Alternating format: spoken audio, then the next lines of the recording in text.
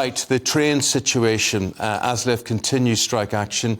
Again, no settlement hopes in sight and a bitterly long row ahead, it seems. Yeah, members are launching a wave of fresh walkouts and dispute over pay with 14 train operators. Let's speak to the travel journalist Simon Calder about all of this. It means that even on non-strike days, passengers will experience disrupted services. People are just beginning to have to get used to this as the new normal, and I suppose a lot of people just shunning the railways altogether as a result.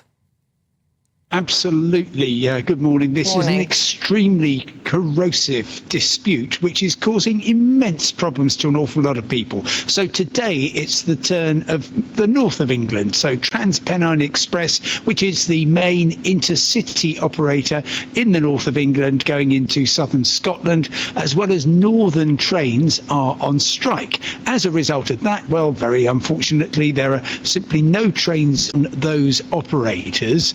Elsewhere in the country, there are problems because of an overtime ban which is continuing until next Tuesday, and then we've got more rolling strikes, so that on Friday, for example, you have the operators such as LNER on the East Coast Main Line, together with Greater Anglia and C2C, train drivers walking out there. That's going drastically to reduce the services. On Saturday, it's the turn of Avanti West Coast, East Midlands Railway, West Midlands trains, and then finally next Monday we'll have cross-country, Great Western and Chiltern Railways train drivers walking out. One more day of overtime ban, and then, well, nothing will change. We will have yet more walkouts. I would suggest that will be called, we're now into the third calendar year of this very long and bitter dispute. That is unbelievable, which strikes me that the strike action is not very effective, because it doesn't seem to be damaging the operators, and the workers are not getting anywhere with it. So one would have, if I was the union man, I'd be saying, let's step this up, let's make this more severe. And you talk about overtime bans there, Simon. That always strikes me as, well, you get overtime because there are not enough workers to fill the jobs. So that shows probably how understaffed they are. And we make a lot about these things are about pay. They're not just about pay, they're about pay and conditions. Yeah, oh, very much so, Eamon. Yes, let's look at what's at the heart of the dispute.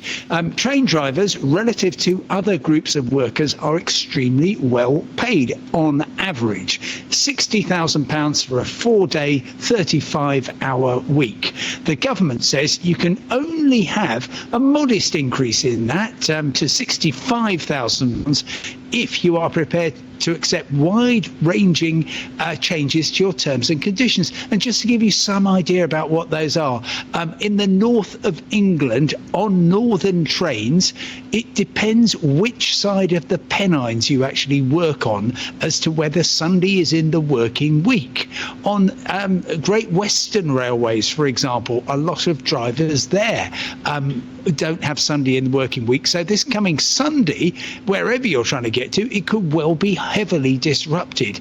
For example, Great Western Railways says we can't even run any trains on our main line between London and Bristol because our drivers won't be working because they don't have to work on Sundays. And for a 21st century railway organisation not to be able to rely on drivers working is really quite unusual. What's happening is that ASLEF, the train drivers union, wants to sell that back to the train operators, something which it's done many times before, and the advantage of that, of course, means that you've got an extra couple of percentage on your wage, and the train drivers continue to be well paid. Government and the union haven't met for a year now, and talking to both sides, well, the General Secretary of ASLEF, Mick Whelan, says that, well, we're not going to have any solution to this until there's a change of government. Do you know what gets me? We look at the airline industry and we look at the train industry. Now, the airline industry is far from perfect, but basically you've got a timetable there that more or less works. And yet historically, you've got a situation within the rail industry whereby there are staffing problems, there are timetable problems, there are punctuality problems. One would have thought that there's perhaps something to learn from certainly the rail industry looking at the airline industry. Oh, certainly, yes. And actually, the huge problem, Eamon, at the heart of the rail industry is that revenue has collapsed. The taxpayer, people watching the programme now, going to be driving into work, never go near a train. Well, they are paying an extra £2 billion a year to keep a fairly ramshackle rail service on the road. And the way you get more people travelling is actually by opening it up to competition, which has been so incredibly successful for the aviation industry.